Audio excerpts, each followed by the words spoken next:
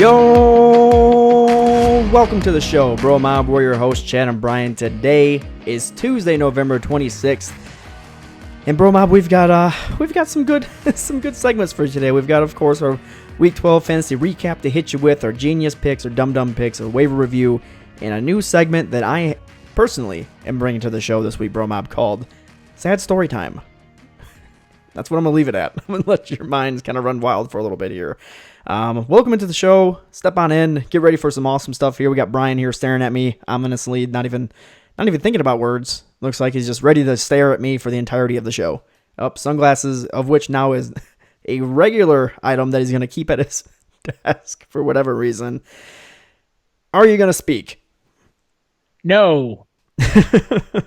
All right. No words today, just faces and glasses. And some other words that we can't use on air. Because they rhyme. They rhyme with asses. No. Oh, he says it anyway. Oh. All right, my bad. Sorry. Well, BroMob, you heard it from him. You heard it. Man, what a week in fantasy, right? Crazy. Some crazy things going on. I have a team, Brian, that is 4-8 at the moment. And if I win next week at 5-8, could make the playoffs. It's very confusing, but I'm keeping my fingers crossed. Question mark. I mean, I can't. You're in a really. I know exactly what league you're talking about, and oh yeah, and I get it. I mean, like you're in an easy division. Here's the deal, though: is you're not. What are you? So you see 4-8. 4-8. I'm 3-8 right now. Week. I'm going to win this week.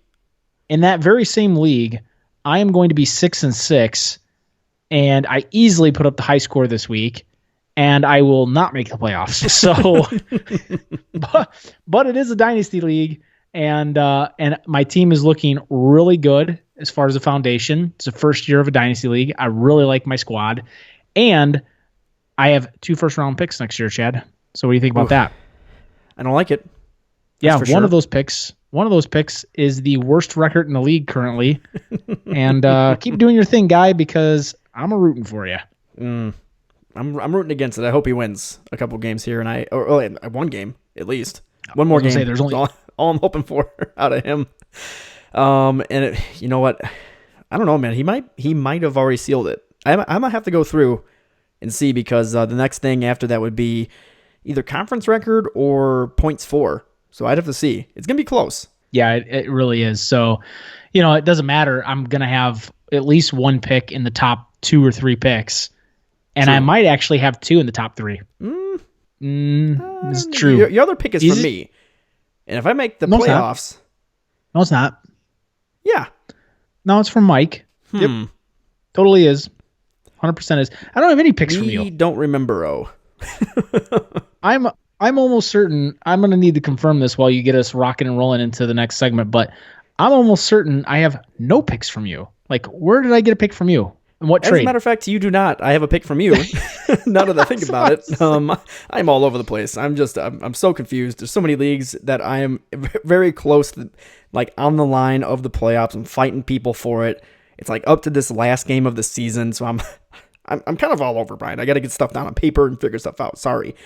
But Brian, you go ahead. You figure out what picks are there. BroMob, I'm going to get you prepared for a little bit of a new feel to the show. Open up a good book or something. No, as a matter of fact, don't open up a good book. Get some coffee. Sit next to a window. Look outside of it. Get ready to reflect because I'm about to get into a very sad segment. But first, I'm going to lower my voice. Be sure to follow along after the show by following us on Twitter and Instagram at FFBros Podcast. Be sure to search that hashtag, BroMob. All right, BroMob, let's get into Sad Story Time featuring Chad.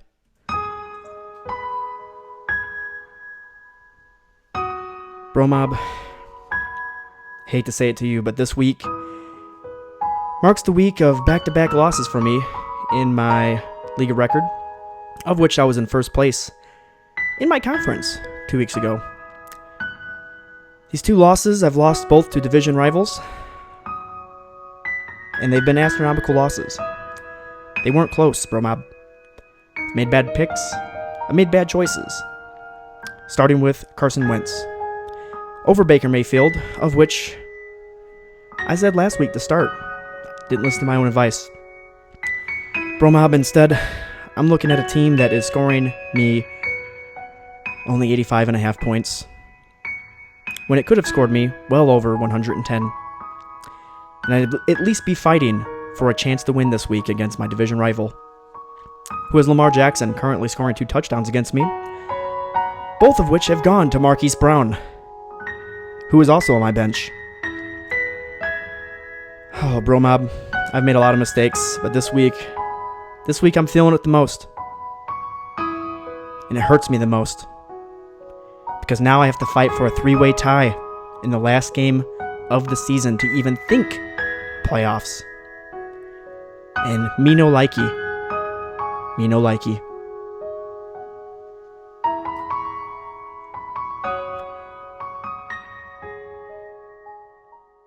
Well, Chad, I got a news for you. I feel like I want to deliver a message, and that message is, shut up. All right? God. You did it to yourself. Look, man, I did. Last week, you sat on here and you talked a bunch of smiggity smack about, Baker Mayfield, he's my guy. Rest of the season, Jiminy Crickets. You got to start him. Okay, he's my gold start of the week. Yeah. Jiminy Crickets right. over here. And that's exactly how you sounded. And you advocated to the BroMob that you should get him in your lineup. And what do you do? Yep. What do you do? I picked him up. You picked him up. Yeah, you did. You did half the job, okay? But what you didn't do is you didn't put him in your lineup. Now, yeah. I got some other news for you. It wouldn't have made a hill of a difference because you got smoked, all right? But it would have at least given you some remnants of a shot, okay? Mm. You would have at least been in the ball game. Right now, the score would be 101 to 111, or actually 103 to 111, instead of 85 to 111. So you, sir, take your sadness and all your crybaby boohoo stuff, and you take it and you shove it down your throat, okay? Yeah. And you take that, and then when you shove it down your throat, and then it comes out the next morning, you take that and you shove that down your throat, okay? Because you did it to yourself. Double shove down.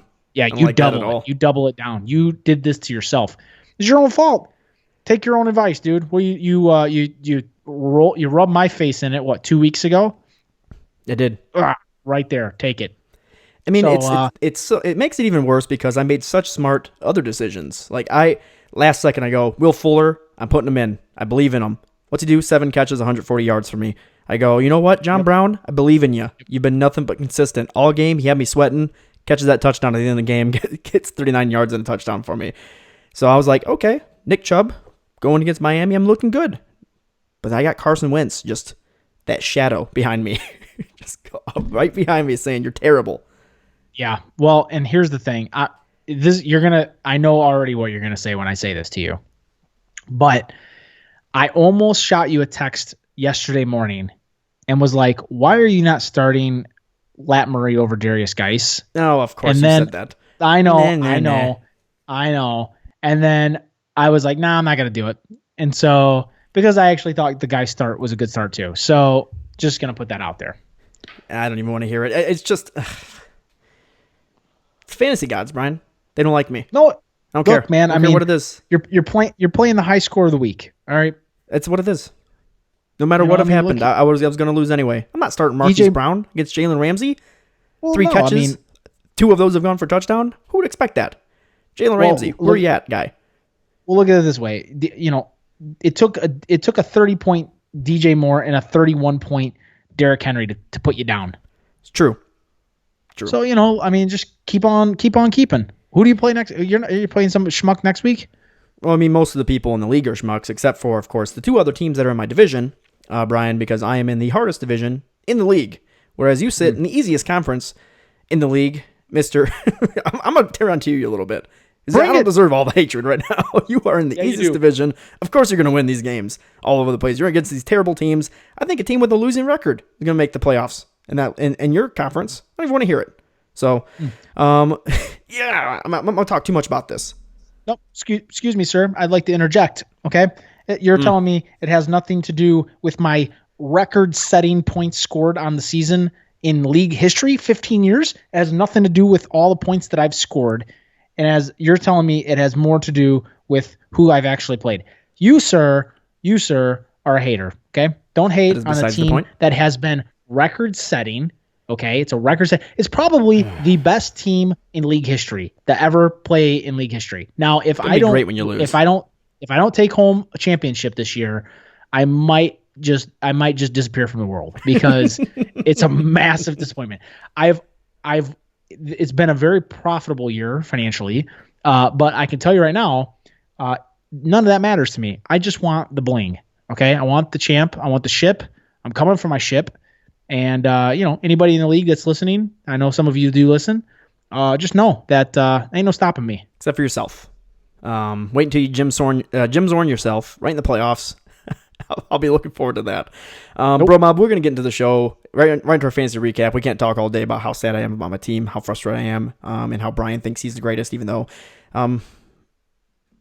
he's pretty good. His team's pretty good. I won't inflate his ego any more than that. So let's get right into the show, get right into our fantasy recap.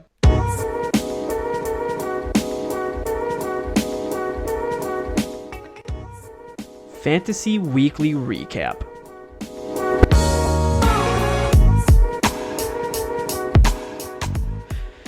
All right, BroMob, we're starting off with the Colts-Texans game, which, by the way, we said last week, Jonathan Williams, worth a good pickup there, and he covered pretty good. I mean, he had a 15-plus fantasy point game this week. Granted, it is against the Houston Texans, who have allowed 6 different running backs to have that same fantasy output. So I think going forward, whenever you look at the Texans, you go, what running back is running against them? Because I'll be thinking about flex considerations going forward. T.Y. Hilton came back in this game. He was targeted heavily, actually, but he had some really costly drops. Actually cost them, in my opinion, I think some of those drops cost him that game. It was a really close game, really big battle, and T.Y. Hilton, if he caught some of those, would have kept the chains moving. So big drops there. Not a big drop, though. Will Fuller coming back to action. 7 catches, 140 receiving yards in the game. His presence is going to do nothing but help DeAndre Hopkins kind of solidify his top receiver prowess going forward. I mean, he had 2 touchdowns in this game. It made some single coverage situations where DeAndre Hopkins was one-on-one there, made the other defender look silly, and made the team pay for it. So look for Will Fuller to help things out for DeAndre Hopkins going forward. All right, let's get into the Bucs-Falcons game, where Jameis Winston, despite having another 2 takeaways in this game, another 2 giveaways, BroMob, he's got another 300-plus yard game for him. That's 6 in a row. I mean, this guy's just slinging the ball over the place. Like, he doesn't even care where it's going. I mean, it's reminiscent of what Brett Favre used to do. He would just throw the ball up in the air and hope someone catches it. But Brett Favre was good at doing that. Jameis Winston, on the other hand, it's ugly, but it's getting fantasy points, and it's helping people who own players like Chris Godwin and Mike Evans. Chris Godwin in particular this week, my God, have really big fantasy outputs. I mean, over 100 yards receiving in this game, 2 touchdowns. He looked great. BroMob, Julio Jones, though? Brian, when's the last time you think Julio Jones has received a touchdown? Don't look at my notes. Last time Julio Jones, I would say staring at the notes. See him right now. Trying to look, yeah. It was 8 games ago, Brian. 8 games ago, Julio Jones scored a touchdown. I mean, this is kind of he's the same guy that we've gotten used to. Last season, he was going nuts with the touchdowns, and he's kind of back to reality here, getting a whole lot of yardage, whole lot of catches, no touchdowns on top of that. I'm not a big fan of that. Brian, what game we got next? Yeah, so the next game on the list here was Broncos-Bills. So, this was a game that I really wanted no part of for fantasy purposes this week, but it actually ended up being pretty decent. Singletary had 22 touches in this game, 114 yards from scrimmage, 12.4 fantasy points. Not a day, but the big note here was Frank Gore passing Marshall Faulk for 4th most in scrimmage yards in NFL history. Also passed Barry Sanders for third most rushing yards in NFL history. So it was a big game for Frank Gore. Big accomplishment, definitely. So congrats to Frank Gore and that accomplishment. It's a big deal, and he'll for quite some time he'll be up there enshrined with some really big names. I mean, Barry Sanders, Emmitt Smith, Walter Payton. So a lot of big names up there, Chad. And congrats, Frank Gore. If you're listening, I know you're a big listener to the show. Big fan of mine. He sends me a lot of tweets and stuff, and he wants to hang out all the time. It's weird. Yeah, Frank Gore, man. He wants to play Mortal Kombat with me. He does. Cortland Sutton on the other side of the ball, Chad. 7+ targets in 10 of the last 11 games. It's pretty impressive. So Cortland Sutton has really he's been the guy I would say that has proved us wrong, or one of the guys that have proved us wrong the most this season has been Sutton for sure. The other game right after that, Chad, Giants Bears. The Bears. Bears. First game since last year that Trubisky actually threw for over 255 yards. Allen Robinson had a big game, 100 yards receiving for the first time since week 1 this year. Chad, on the other side of the ball, Golden Tate. This is an unbelievable statistic. I had to like double check the statistic, and I looked at my Palm Pilot, and I was like, "Cow." Palm Pilot. It was accurate. Yep, Palm Pilot. Golden Tate has a reception in 111 consecutive games. Ooh. I know, that's gross, huh? It is. That's why I got him. That specific statistic is why you have them? Yes, it's just engraved in my brain. I have them all. That's always up there for me for Golden Tate. All right, BroMob, the next game we got here, we got the Steelers-Bengals game, which was not pretty, but some things happened out of it. Mason Rudolph got benched for Devlin Hodges in this game because of his poor play. The team was looking for a bit of a spark, and that's what Hodges actually gave to them. I think it was 3 plays in or 4 plays in, he was able to connect with James Washington, a really large touchdown. So, I mean, and it was the touchdown that won the game for them, really. So big things could be coming up if Hodges continues to stay in the lineup. The receivers might get a boost. The whole team might get a boost. Tyler Boyd continues to just be targeted like crazy. I mean, he's got 6+ targets in 10 of the 11 games this season. In this game alone, he had a big game, 5 catches for 101 yards, a touchdown, got you 18.6 fantasy points in fantasy football this week. But the big thing here, Brian, I took a leap on him this year, and I've been happy ever since. Steelers defense, they have 14 fumbles recovered this season. That's tied for the first most in the league. And since they've brought in Minkah Fitzpatrick, he himself has had 5 interceptions since joining the team in week 7. That is incredible. Completely turned this whole defense around. They are now a pretty stout passing defense. They already had a nasty rush towards the quarterback. Those two combined has made the defense pretty scary. Moving into the Dolphins-Browns game, Baker Mayfield, God. Baker Mayfield continues to shine during this easy part of his schedule. He had, in the last 3 straight games, he's had 2+ passing touchdowns in those games. His wideouts are benefiting from this. So Jarvis Landry had a big game in this. He had 2 touchdowns. Odell Beckham Jr. finally found the end zone for his 2nd touchdown of the season. He's looking good. I mean, they're starting to kind of click. I mean, it is against bad defenses, but they have, if you think about it, they have played some really nasty defenses over the course of the season. They've had a rough schedule. Here comes the easy part for them. It's looking pretty nice for them. On top of that, the Browns, BroMob, they have 2 startable fantasy running backs now. It's not just Nick Chubb's game. Kareem Hunt is getting used in valuable areas. I mean, he got a red zone touch and got a touchdown out of it this week. He's getting used in the passing game. He's getting used kind of all over, and he's really just a straightforward flex start from here on out. I like him a lot going forward, especially against all these just cake matchups. And Nick Chubb is always a beast. I mean, he's had 90+ scrimmage yards in 10 consecutive games. What? You don't really hear about that anymore in the football world. These running backs don't get used as much as they used to, but this was pretty incredible. Yeah, it's pretty ridiculous. Chad, next game here on the docket was Panthers-Saints, and this was a game that was really fun to watch. It came down to the wire, like quite literally. Yeah. Field goal missed and then a field goal made, like decided the game, and it was funny to watch because the new instant replay rule, which had a lot to do with the Saints last year and how it ended for them. That came back to kind of bite them a little bit in this game, almost cost them the game.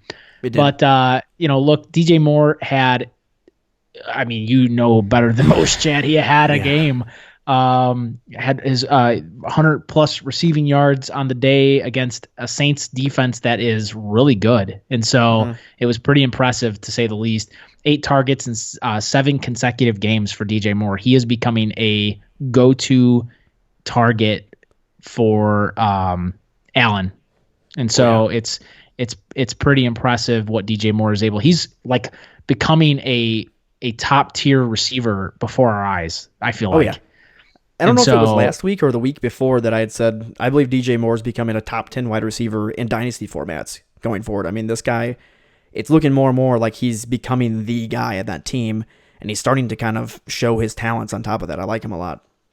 Yeah, he's a guy that regardless if you make the playoffs or not this year in fantasy, one of the things you should do as the season kind of wraps up is watch how the season ends and take notes on guys, because a lot of people will forget some of these names and how they finished. And DJ Moore's a guy that I am keeping my eyes on for next year for sure right now, because I think he will only get better going forward. Michael Thomas on the other end, he is a top tier receiver. He is the top tier receiver, basically. He's on a record pace for receptions. It's ridiculous. So just an unbelievable season that he's doing. Only player other than Marvin Harrison to have 100 plus receptions in his first 11 games in a season. It's unbelievable. So pretty interesting to say the least. On the other side of the ball with the Panthers, Christian McCaffrey, look, he's the best player in the NFL, I think. Yeah. He has become unbelievable. He feels to me like he's another version of he's like a hybrid between like Adrian Peterson and like Barry Sanders out of the backfield. It's weird. Like he actually reminds me. He reminds me a lot of LaDainian Tomlinson. Yeah, a little style bit. Of play. Yeah, it's just unbelievable. And his durability has been. I'm going to knock on wood right now because that has been his saving grace. Like he's very durable. He has been all season. He was all season last year too. So he is a one of a kind guy, and he is, to be quite honest with you, he's exceeded my expectations this year. I expected a big year out of him. I don't think anybody expected this kind of year. It's unbelievable. One could argue he should be up there in the conversations for MVP. He is. I think he's number 3 on the list right now. But okay. I definitely think that he should have stronger consideration and should be right next to Lamar Jackson, in my opinions. It's pretty impressive. And Chad, Alvin Kamara just continues to disappoint. 6th straight game with no touchdowns either through the air or on the ground. What do you make of Alvin Kamara right now? I don't know, man. It's weird because Kamara, it's not like he is coming back from a little bit of an injury. Maybe he's kind of feeling that a little bit, but for the last 6 games, this is a weird Kamara that we've seen before.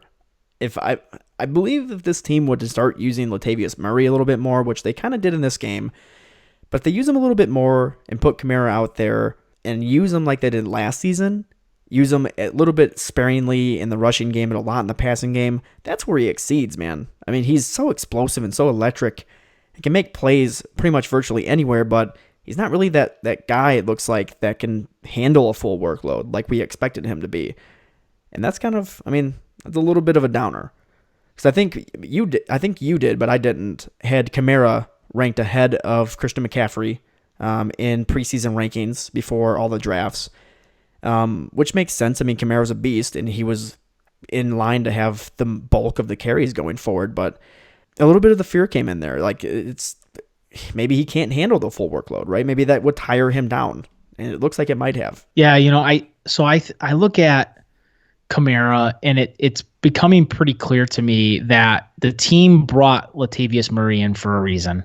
Oh yeah, and it's because they don't believe that he is a bell cow kind of guy. So to me, when I think of that, it tends to make sense, right? And by the way, I did not have Kamara ahead of McCaffrey. I had my top 4 were Saquon, Christian McCaffrey, Kamara, Zeke. Okay. So, but still, he's up there, and he has not been that guy. And really, you're starting to see Kamara lose goal line carries. When they get inside that 10-yard line, it seems to be Lat Murray coming in there, getting those goal line touches, which is really deteriorating Alvin Kamara's value. And it's not like you can't sit him. It's not like you're going to sit Alvin Kamara. You drafted him. Most likely Kamara went in the top 5 picks, and so maybe even top 3. So you're not going to sit Zeke or Bell. You're not sitting Kamara either. You have to ride and die with him at this point. All right, Chad, let's move on. Raiders Jets is the next game here on the list. And we just mentioned this guy, Lev Bell, has fewer than 100 rushing yards in every game this season. He's another guy that was drafted high because of his prior play, but a lot's changed. He's on a different team, much worse offense, and so that has equated to much lower gameplay and turnout as far as statistics. So Griffin continues to shine in this offense. It was pretty impressive. Darnold over 20 fantasy points in 3 straight games. So Sam Darnold kind of waking up a little bit, seems like maybe.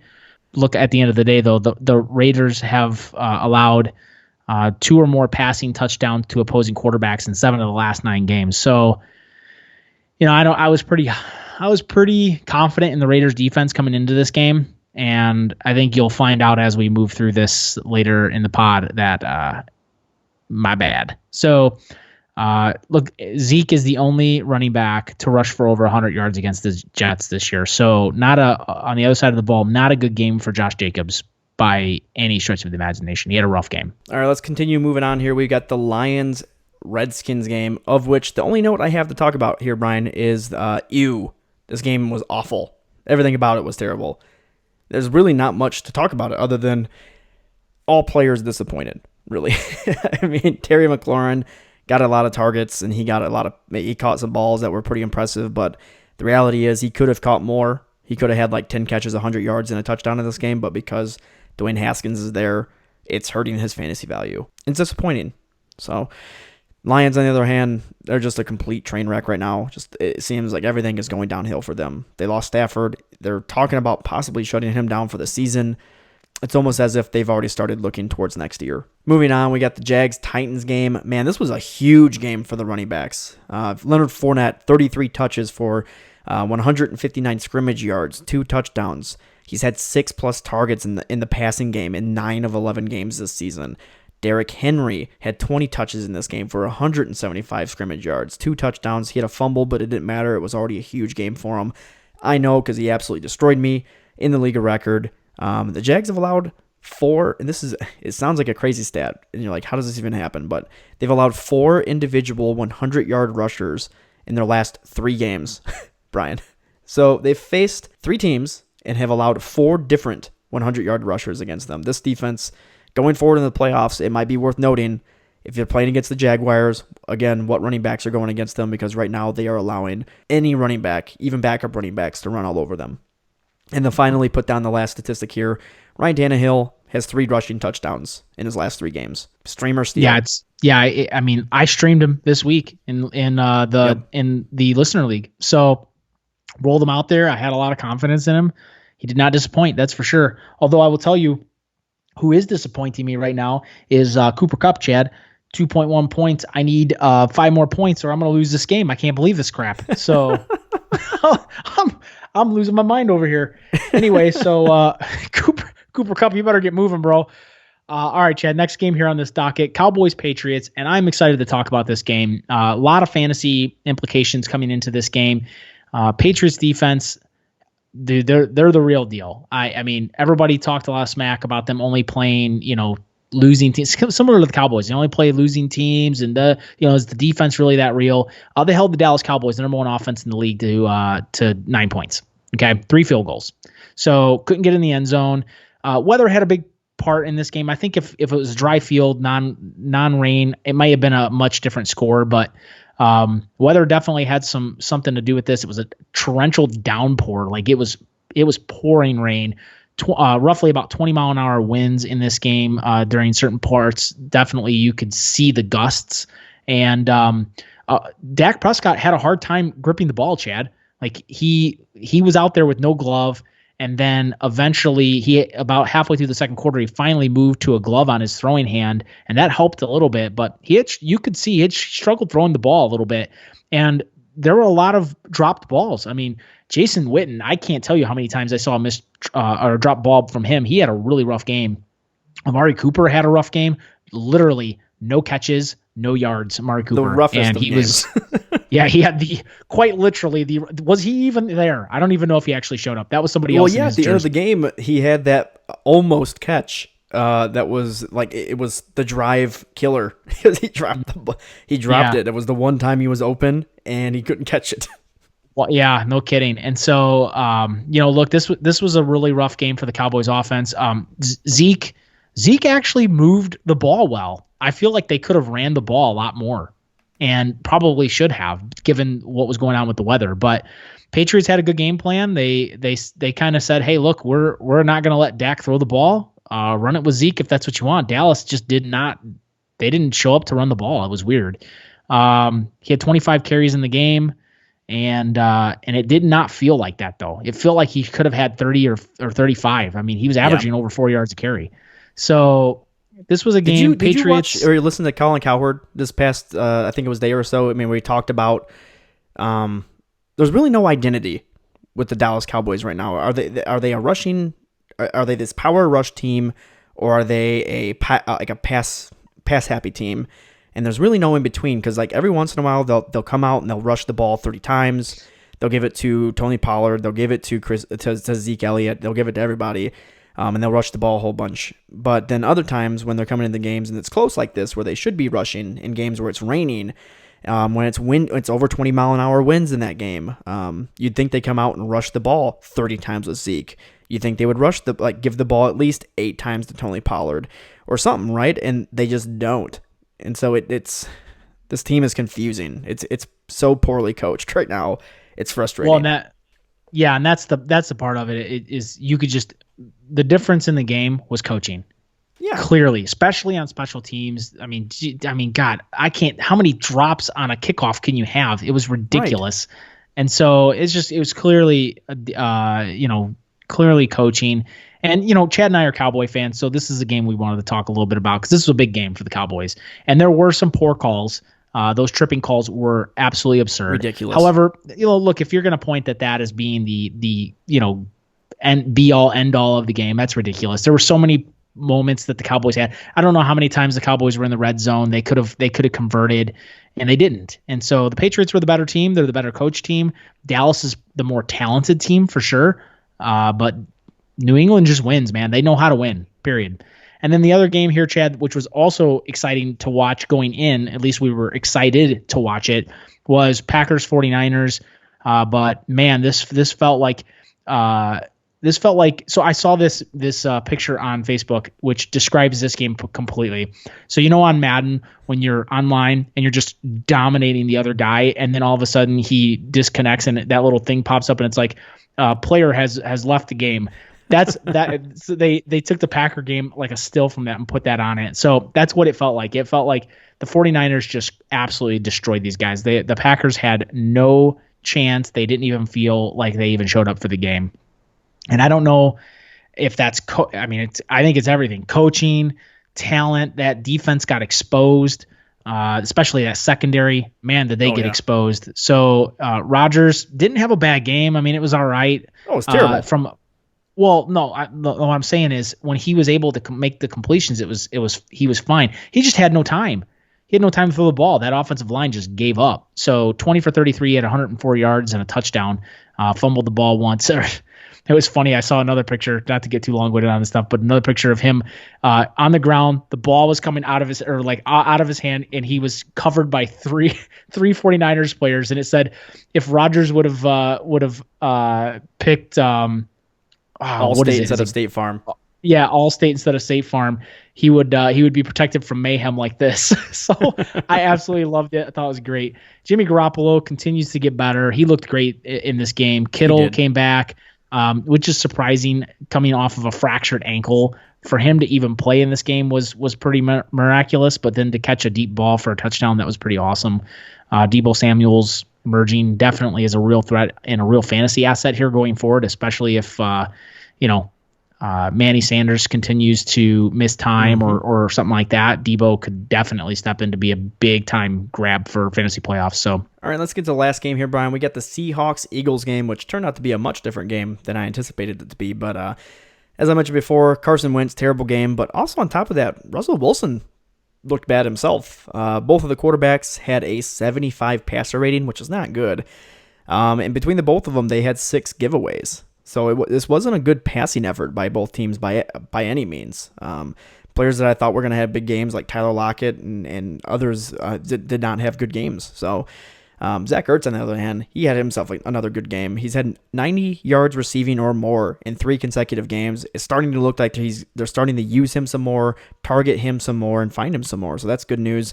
But the big news here, Chris Carson, with his fumble issues that he's been having, BroMob, he very well might have lost some touches going forward. Rashad Penny came in there and was very serviceable. I mean, he had 14 carries for 129 yards and a touchdown against possibly one of the top 3 rush defenses in the league of Philadelphia. I mean, he looked good. He had close to like 10 yards per carry.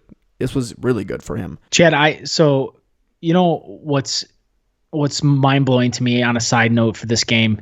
The Eagles had a fumble recovery, and they celebrated in the end zone down like 17-3 or 14-3 or something like that. What are you doing, Eagles? I don't know. What are you doing? Wake up. Wake up. And by wake up, I mean stay asleep, Cowboys. Keep sleeping because the Cowboys need it. Yes, please. All right, BroMob, that is our Fantasy Weekly recap. Let's get into our Genius picks. Genius, genius, genius! All right, as always, I'll start it off. BroMob, I said it last week. I didn't listen to my own advice. Silly me. Start Baker Mayfield. He had himself a game. 3 touchdowns, over 300 yards passing. Great fantasy points for everybody who started him. So, big game there. I also said to sit Aaron Rodgers. We heard the statistics before. 104 yards passing and 1 touchdown. He did have a 2-point conversion as well in that game.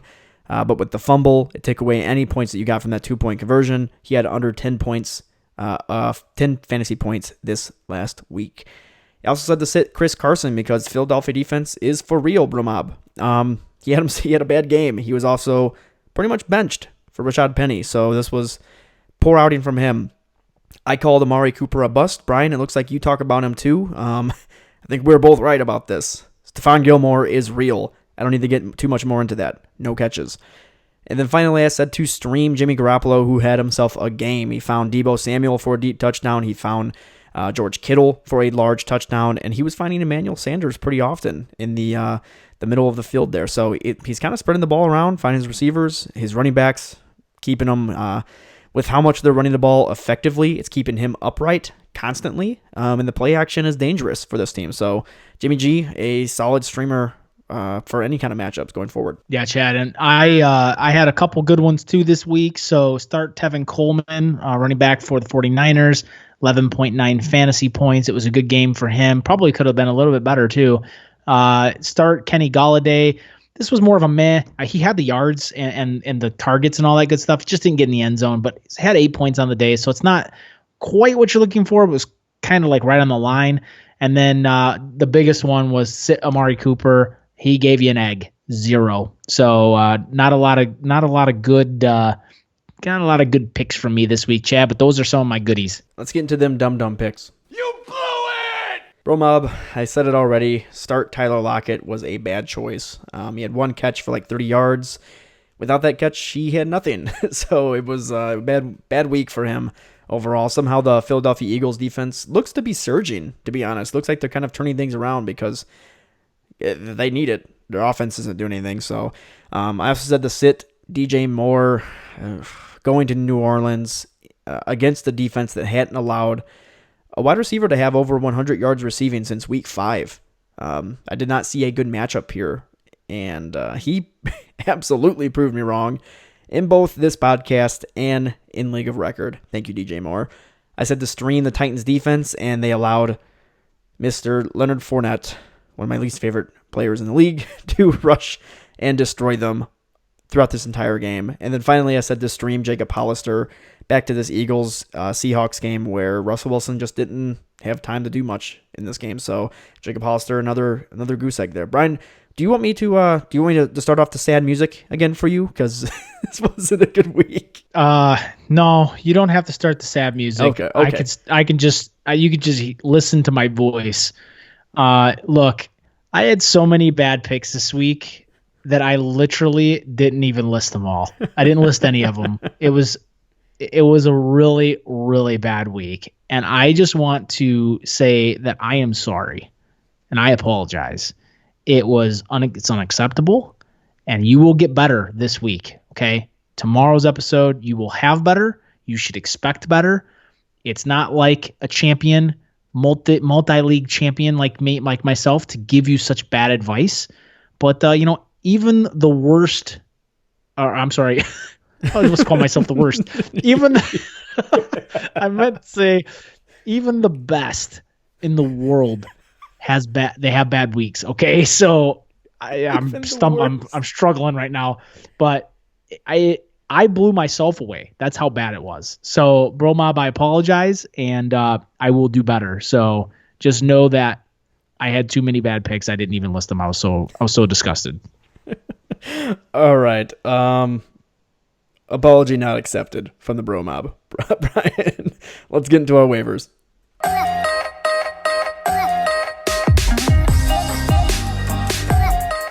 Starting off this week, we kind of mentioned him already, BroMob. Rashad Penny, running back for the Seattle Seahawks. He's only owned in 17% of leagues. And listen, with Chris Carson struggling to hold on to the ball, maybe this was just one of those instances where they're like, listen, we got another guy right behind you who's hungry, right? He wants that starting job. Chris Carson, we know you've been good for us, but it doesn't mean that you're untouchable. Maybe that's what this was. Or maybe it wasn't, BroMob. We're talking playoffs coming up here soon. Within 1 week, really. And this is one of those running backs that if he starts to get more than 60% of the share in the offense and Chris Carson starts to get weaned out a little bit, Rashad Penny could become a big benefactor to you for the playoffs. Go out there and put a waiver claim in on him. I mean, if you're talking fab, Brian, what do you kind of think? It's different because we can't just say, hey, give 30% of your fab, give 25% of your fab, because this is the end of the season. No, people probably don't have 100 fab anymore. So what would you kind of think about spending? What do you have? Let's say you have 35 or 40% of your fab still left over, which hopefully you don't, BroMob. Hopefully it's not that bad, but let's say you do. What are you spending on him, Brian? I'm not dropping more than 10 to 12% fab, and that's at most if you're really struggling. And here's why. I get it. Rashad Penny is going to get a little bit more attention here over the next week or two. But the bottom line is this: Chris Carson has been their guy all year. Mm-hmm. And he's been fumbling a little bit lately, but I look at this as more of a, hey, Chris Carson, wake up punishment rather than a, hey, Rashad Penny, you're actually more talented. We need to get you involved. Rashad Penny's had chance after chance after chance. And, Chris Carson has continually taken the role away from him and maintained it. I don't see this changing, not at least in the long run here. I think maybe this coming week and the week after, Rashad Penny gets a little bit of the totes. I mean, maybe 20 or 25% of the totes, or maybe it's a 30-60 split, something like that, 33-66 split. But I don't see it being a 50-50 timeshare. Do you? Maybe it could be. But let's say it's 40-60. At least Rashad Penny's starting to see some looks. And the thing is, if he comes in there and he looks explosive again, it could scare things away. But I'm still with you. I think Chris Carson has been their guy. It's just fumbles are fumbles, man. It's one of those things that can turn a guy's entire season around. We saw it was a few years back. Who was the guy on Stephen Ridley for the New England Patriots? This guy that came in was going to be the workhorse running back of the team. Fumbled 2 times in the first game, and after that was just a ghost almost for the remainder of that season. Fumbles change outlooks for players. Yeah, but that's Bill Belichick. That's true. A different coach. It's Pete Carroll. He's a player's coach, and I could see him easily, sitting Chris Carson down and saying, "We need to get your fumble situation figured out." So I think the team will work with him. I don't see it being something that's sustainable through the playoffs. So maybe he's a spot play. You can go get him. He's only owned in 17% of leagues. If you want to spend, if you've got a lot of fab left, maybe you want to grab 15% fab and throw it at him. But I'm not dropping like 20-30%. No way. Let's get into another guy here, Brian, though. He's a little bit cheaper. If you're looking for a spot start, you're looking for someone to flex in week 13, hopefully get that win that maybe gets you into the bye, keeps you in the playoffs type of thing. It's not one of those sneaky starts where you're pushing for the playoffs, but you're looking for someone to just score you some good points in the flex. Benny Snell Jr. of the Pittsburgh Steelers running back, owned in 4% of leagues. He won't be as highly touted as Rashad Penny or some of these other guys we're about to say. He'll be a lot cheaper. He was clearly the preferred option over Jalen Samuels this last week, and James Conner could miss another game. If he misses another game, Benny Snell finds himself running against a Cleveland Browns defense that is allowing a bunch of yardage against them throughout the entire season. And it's one of those. It's probably going to be a grudge match, Brian. I'll be honest. It's going to be one of those. We're here to beat you games between both teams. And I don't mean like physically beat with a helmet over the head or anything like that, but I mean to physically, like, just in the game, beat them. So Benny Snell, sneaky good flex play this coming week. You won't have to spend much fab on him, or if he's a waiver claim, you probably aren't finding too many people for him. It's worth a pickup. Yeah, I don't disagree with you. I don't drop a lot of fab, maybe a 10%.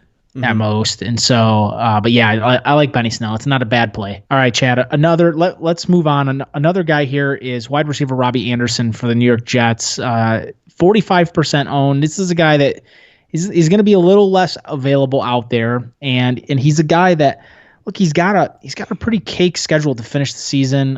He's got Cincinnati this coming week. It's not a terrible matchup for him. And then Miami, the Baltimore game's pretty tough, and then Pittsburgh's allowing some passing yards too. So, Robbie Anderson's a guy that could be a really good like flex play, especially the next 2 weeks as you're kind of getting into the playoffs. I like Robbie Anderson. I would probably drop maybe 5 to 10% fab on him if he's out there.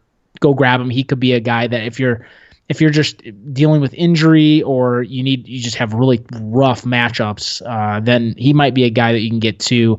And he has the ability to take one deep. He's the guy that takes the ball. He's that deep streaker type guy.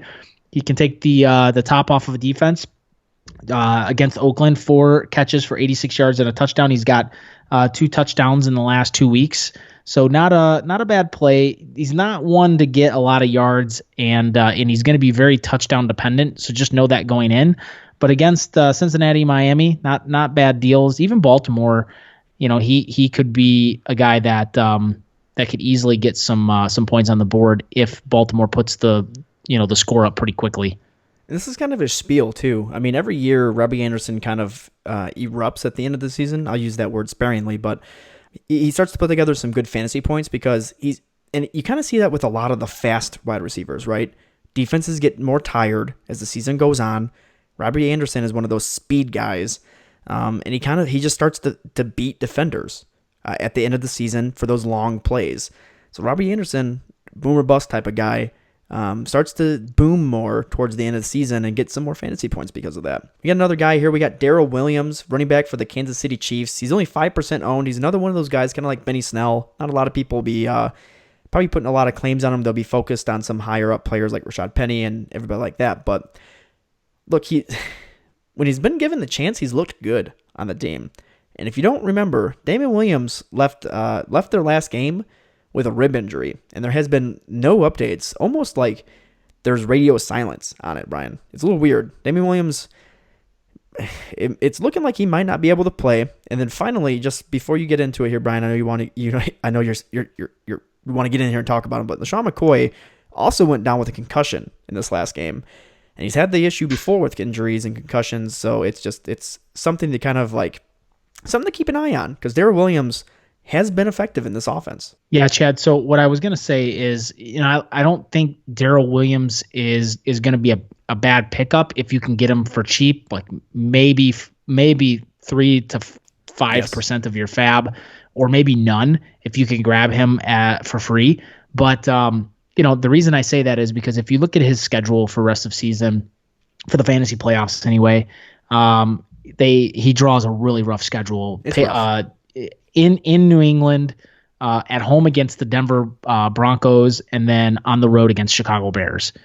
So it's not a favorable playoff schedule for a running back for sure, and you should know that going in. He's probably not going to be a guy that you want to line up for matchups. Okay, Chad, let's move on. Another guy here has really started to kind of make a name for himself. Here we go again, another Brown. AJ Brown, wide receiver for the Tennessee Titans, only 16% owned in ESPN leagues. Ryan Tannehill has clearly preferred him as an option at wideout. He's got 17 catches for 308 yards and 2 touchdowns since he took over in week 7. This is a guy that you might want to go out and drop 10+% on. Don't you think? Yeah, absolutely. I mean, these wide receivers are the ones that kind of boom for teams at the end of the year. And A.J. Brown, being a rookie and everything, he's starting to kind of show his chops. Ryan Tannehill seems to be impressed with him. He trusts him, throws the ball to him in high-stakes situations. A.J. Brown could be that flex starter that you plug and play pretty much every week of the fantasy playoffs, and he can get you 12 to 15 points in those games. Whether that be through yardage, whether that be he gets a sneaky touchdown in that game, doesn't matter because he's getting targeted and he's getting that yardage and he's getting those touchdowns. He looks good. All right, now I'm going to end it off here, Brian, with the last one we got here. Sticking with this is the Browns, not AJ Brown, but the Browns. David Njoku, tight end of the Cleveland Browns. He's 30% owned, and he's returned to practice, and he's starting to look healthy again. And he's one of those possible low-end tight end ones going forward, especially with that favorable matchup that we've been talking about. I mean, Baker Mayfield's been throwing it to his wide receivers more freely. He's getting more time in his pocket. The running game's looking good. You throw in a big tight end, big athletic tight end like Njoku into that, defenses might not be looking for him, especially in the early goings. If he comes back and he plays, let's say this week, or if he starts to play next week, whatever that is, the defenses are going to be focused on the players that they know because they've been playing all season. And Njoku could sneak in there and quite literally put together a sneaky output for you in really high-stake games. So I really like Njoku. He's a tight end, so he probably won't get you. You probably don't need to put too much up for him because a lot of the playoff teams, you look at them, they usually have pretty solidified tight end spots. It's one of those positions that just helps you win. Njoku could be that guy that you don't have to spend much on, but he could help you dramatically. Yeah, Chad, I feel like you're underestimating the sneakiness. So sneaky, very, very sneaky. Look, Njoku, yes, very, very sneaky. David Njoku showed some chemistry with Baker to start the season and even in the preseason. So it wouldn't surprise me. I mean, he had 4 catches for 37 yards and a touchdown in week 1 before he went down. So, I don't think it's a bad role. And if you look at his schedule, it does line up pretty nicely for a tight end. So he draws Arizona Cardinals in week 15. He's got the Bengals in week 14, Baltimore in week 16. That's not so much of a favorable matchup, but week 14 and 15, not bad. So yeah, I definitely like him. I don't think he's a bad play at all. All right, BroMob, that's going to do it for today's show. Be sure to tune in every Tuesday and Wednesday to stay up to date on the fantasy football world and to gather any insights on how to dominate your fantasy football leagues. Yeah, BroMob, and you know where to go to get all kinds of great insights on who to play, who to follow, who to grab. KeyToTheTitle.com. Get over there, create an account before it's too late. Fantasy playoffs are coming up, and it's going to be pivotal that you're in there. So KeyToTheTitle.com. Go check it out. If you're not listening to us on Apple Podcasts, maybe you're on YouTube, and you hate having to back out of it and it stops playing the video for you. We're also on Spotify, we're on Google Podcasts, we're on Stitcher, we're on iHeartRadio, pretty much every platform out there. That is where we exist. Follow us on Twitter and Instagram at FF Bros Podcast, and be sure to check out our website, thefantasyfootballbros.com, for all kinds of articles, rankings, and so much more. See you tomorrow, BroMob. Later.